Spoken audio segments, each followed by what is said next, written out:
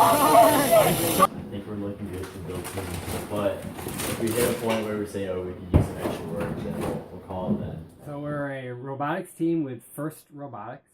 The team's name is Some Disassembly Required. And we've been a team for about, I think, 8 years. This is our 8th year.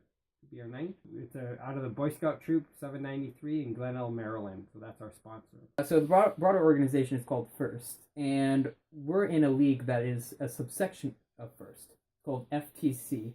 It stands for First Tech Challenge. And part of that First Tech Challenge is a couple of components. So there is the engineering component where you have to build a robot and compete in competitions. And then there's a presentation component where you have to present your findings as a team and how you connect it to the broader community and engineering community. Teams or kids or students from all around the world can build their own robots and compete. And each year the goals and the game changes, and so each team has to adjust their technology, their robot, to the game. Going faster than that ball is going. For the game, we have to pick up basically kind of large wiffle balls off the ground and then shoot them into a basket that's a few feet off the ground. So we have to design something that's able to pick them up and shoot them into the basket. We also have to pick up a large exercise ball, which is probably about 1.5 times the size of the robot itself. So we have to be able to figure out how to do that well, and then we have to, with program and stuff, be able to detect different colored beacons and be able to press buttons on the beacons to be able to change them to our alliance's color. We have Eric and Mac and Gabriel, who are the programmers.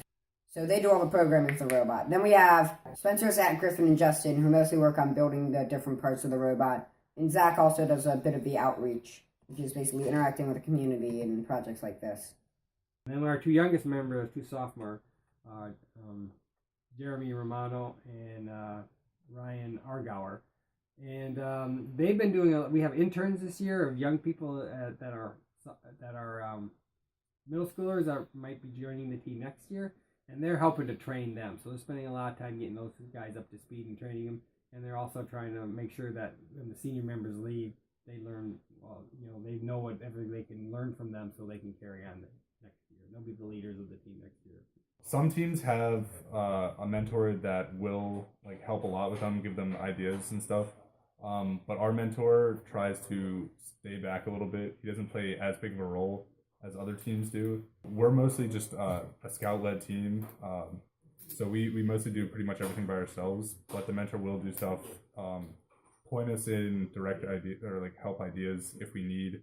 I don't go in there and solve their problems. I encourage them to do research. I encourage them to talk to other teams. I encourage them to kind of figure out other resources that they can get information. I don't want to step in there and say, well, this is how you do that. We make a lot of jokes, So I wear pajamas here half the time. Look at Justin. Justin's rolling out in pajamas, man. It's it's not a super serious thing, so we do get to have some fun. So I'm new, so it was welcoming for me because everyone was nice and they tried to explain me, to give me the basics to work here, and that was just fun and get worked on and making friends, and that's a good way to learn. My son's a junior and he does not plan to continue next year. So we're gonna lose about 7 members of our 9-member team. So unless we can get some interest from other people in the troop, younger people that will be able to pick up and go with it, we only have 2 members that want to continue. We haven't gotten really any new members, so I don't think the team is going to last probably another year. We're doing a bit of an internship program where we bring in some people who are like young scouts in the troop, and we show them around the place, have them build some robots, get them interested in it, hoping that next year they'll join the team. We had interest from 4 other members to do this next year that are coming up through the troop. We have to find another mentor who's willing to sacrifice his basement in his or her basement in time, and then we need, at a minimum, you need three people on a team.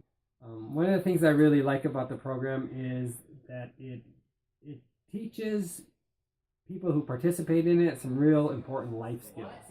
What it brings to the team to have to work together as a team, rely on other people. Some people have to step up and be leaders. You have to resolve conflicts.